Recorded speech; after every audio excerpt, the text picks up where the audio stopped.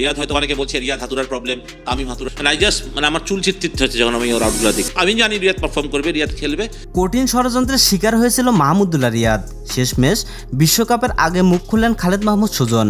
গভীর ষড়যন্ত্রের শিকার হয়ে একে একে 4টি সিরিজ থেকে এমনকি এশিয়া কাপ থেকেও বাদ পড়েছিলেন সাইলেন্ট কিলার মাহমুদুল্লাহ রিয়াদ। মাহমুদুল্লাহকে দল থেকে বাদ দিয়ে তার জায়গায় খেলানো হয়েছে একাধিক ক্রিকেটারকে, কিন্তু কেউই আশানুরূপ ফল দিতে পারেনি। আর তাই তো শেষমেশ বিসিবি বস পাপন ও খালেদ মাহমুদ সুজনের চেষ্টায় আবারও নিউজিল্যান্ড ও বিশ্বকাপ দলে ফিরতে চলেছেন মাহমুদুল্লাহ রিয়াদ। মাহমুদুল্লাহর উপর ষড়যন্ত্রের বিষয়ে খালেদ মাহমুদ সুজন বলেন, বিসিবির এক চক্র মাহমুদুল্লাহ রিয়াদকে একেবারে দল থেকে বাদ দেওয়ার চেষ্টা করেছিল, কিন্তু আমি সেটা হতে দেইনি। বিসিবির সভাপতির সাথে কথা বলে মাহমুদুল্লাহকে ফেরানো হয়েছে দলে। এখন থেকে নিউজিল্যান্ড সিরিজ ও বিশ্বকাপের মতো বড় টুর্নামেন্টে পাওয়া যাবে তাকে।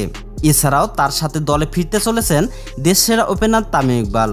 তো দর্শক, মাহমুদুল্লাহ রিয়াদ ও তামিম ইকবাল দলে ফেরা আপনাদের কাছে কেমন লেগেছে অবশ্যই কমেন্ট করে জানিয়ে দেবেন আমাদের ভিডিওর কমেন্ট বক্সে। ধন্যবাদ।